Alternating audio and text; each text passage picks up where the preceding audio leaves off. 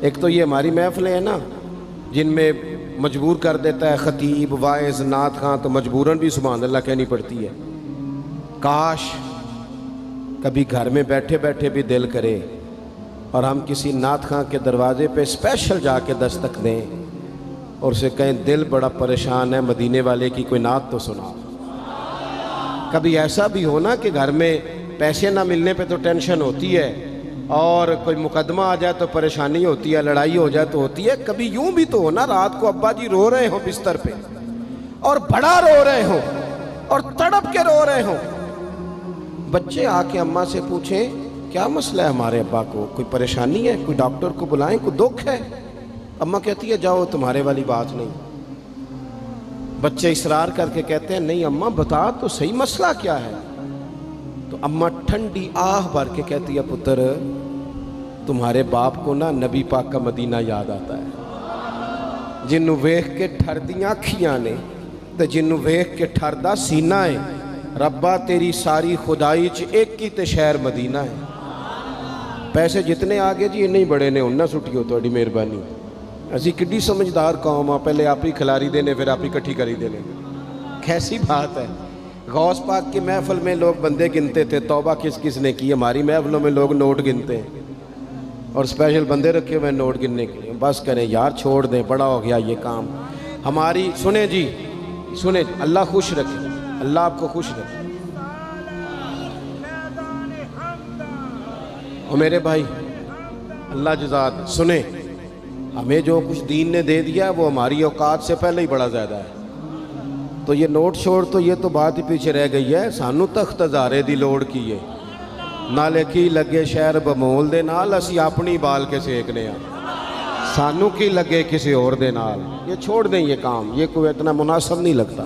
اللہ جزائے خیر دے۔ آپ توجہ کریں کیا عرض کر رہا ہوں۔ تو شدید حضور سید عالم صلی اللہ علیہ وسلم رو رہے ہیں آزمائش میں، امت کی آزمائش کو دیکھ کر حضور رو رہے ہیں کہ امت آزمائش میں۔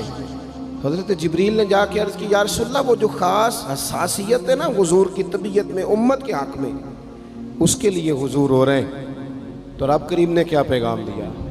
کہا کہہ دو محبوب سے جا کے وَلَسَوْفَ يُعْطِيكَ رَبُّكَ فَتَرْضَىٰ، محبوب رب آپ کو اتنا دے گا کہ آپ اپنے رب سے راضی ہو جائیں گے، راضی کیا جائے گا امت کے حق میں۔ اور حضور فرمانے لگے جب تک ساری امت جنت میں نہیں جائے گی میں نے راضی نہیں ہونا۔ حضور کا یہ رشتہ حساسیت، چونکہ ہمارے پاس تو اب ہم بعض دفعہ لگتا ہے کہ زیادہ عالم ہو گئے لوگ، تو ہماری دیواروں پر نا، اسکولوں کی دیواروں پر انگریزوں کے قول بھی اب لکھے ہوئے ہیں، تو کئی دفعہ پوچھنے کو دل کرتا ہے انتظامیہ سے کہ حدیثیں ساری یاد ہو گئی ہیں بچوں کو، جو تمہیں اب قولوں کی ضرورت پڑ گئی وہ بھی غیروں کے اقوال تک تم آ گئے ہو۔ اس قوم کو تم نے حضور کے فرامین سارے سنا لیے۔ او خدا کے بندو، حضور نے تو اتنا حساس کر کے یہ رشتہ بتایا ہے کہ باریک باریک نقطے بھی سمجھائے، یہ کام نہ کرنا دوزخ میں چلے جاؤ، یہ کام کرنا تمہارا فائدہ، ایک ایک بات کھول کے بیان کی۔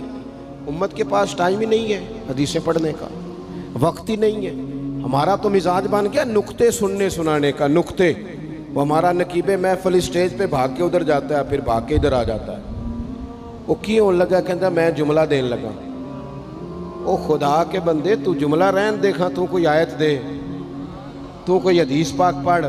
اور پھر وہ بعض اوقات میں تو چونکہ کمزور سا بندہ ہوں تو وہ جب 50 کو دفعہ کہتے ہیں نا تیار ہو جو جملہ دین لگا، تو ایسے لگتا ہے جملہ نہیں آئے گا کوئی ایٹم بم بھی آئے گا۔ بھائی تو دے دے جو تو نے دینا، اتنا پریشان تو کس بات کا ہو گیا؟ اور پھر سارے ہی کہہ رہے ہیں جتنے آئے، نقیب نعت خواں خطیب سب کہہ رہے ہیں سارا قرآن حضور کی تعریف ہے، تو پھر پڑھنا چاہ رہا ہے تو بھی تو پڑھ، کوئی بھی نہیں رہا، کہی جا رہا ہے اپنی زندگی کے اندر۔ حضور نے جو ہمیں اسباق دیے، جمعے والے دن ٹائم پہ مسجد جایا کرو، مولوی نکمہ بھی ہو نا میری طرح کا، آپ وقت پہ جائیں گے تو وہ جلد تیاری شروع کر دے گا، آپ آخری 10 منٹ جاتے ہیں تو وہ کیا مولانا دیواروں کو تقریر سنائیں؟ تیاری کریں، حضور کے فرامین سنیں، اور نبی پاک صلی اللہ علیہ وسلم نے جہاں جہاں ہمیں اسباق پڑھائے ہیں وہ اس رشتے کی حساسیت کو دیکھیں، چونکہ حضور نے بڑا حساس رشتہ بنایا امت سے، تو پھر امت کے دل بھی حضور کے حق میں بڑے حساس ہیں.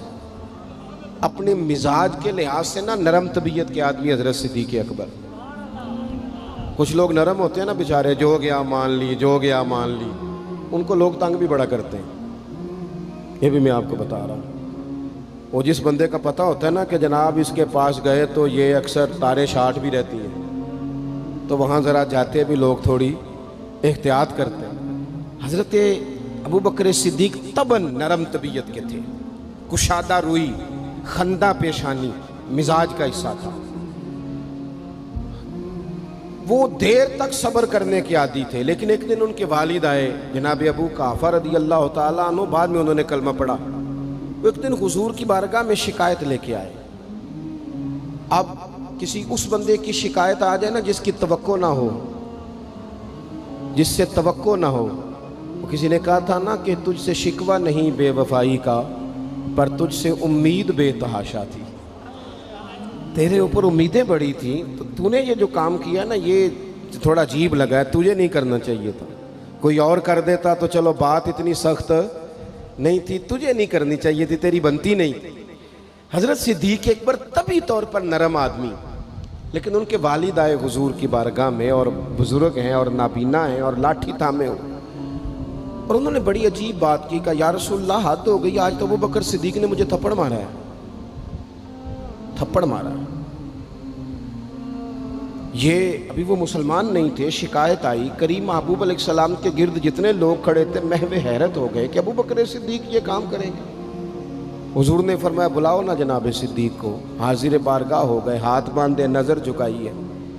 حضور نے فرمایا ابو بکر لوگوں کو تو یقین ہی نہیں آ رہا، تم نے تھپڑ مارا باپ کو. خاموش کھڑے، خاموش. کریم نے فرمایا ابو بکر سن رہے ہو میں نے کیا کہا، باپ کو مارا ہے؟ چپ کھڑے. تیسری دفعہ حضور نے فرمایا بولتے کیوں نہیں؟ انہوں نے نا گردن اٹھائی، آنسو ٹپ ٹپ داڑھی پہ گر رہے. رو کے عرض کرنے لگے یا رسول اللہ باپ سے کہیں خنجر لے کے میرا گلا کاٹ دے، میں سی نہیں کروں گا، پر اس نے نا آج آپ کے بارے میں بات کی ہے، آپ کی شان اقدس کے بارے میں کچا جملہ بولا ہے، آپ کے بارے میں کمزور بات کی ہے. یا رسول اللہ میں سارا کچھ سہ سکتا ہوں، پر آپ کا اور میرا رشتہ. حضور آپ کی اور میری بات تن تندور تے ہڈیاں بالن، اسی ہاواں نال تپایا، کپ کپ مکیاں پیڑے کیتے، اتوں عشق پلیتھن لایا، تن دا سالن تے من دی ہانڈی، لون صبر دا پایا. غلام فریدہ میں ساری تیری، تینوں وجہ یقین نہیں آیا؟ فرمانے لگے، عرض کرنے لگے یا رسول اللہ صلی اللہ علیہ وسلم انہوں نے آپ کے بارے میں بات کی ہے، شکر کرے میرے ہاتھ میں تلوار نہیں تھی، ورنہ میں باپ کا سر کاٹ دیتا. اس لیے کہ ہر چیز برداشت ہے.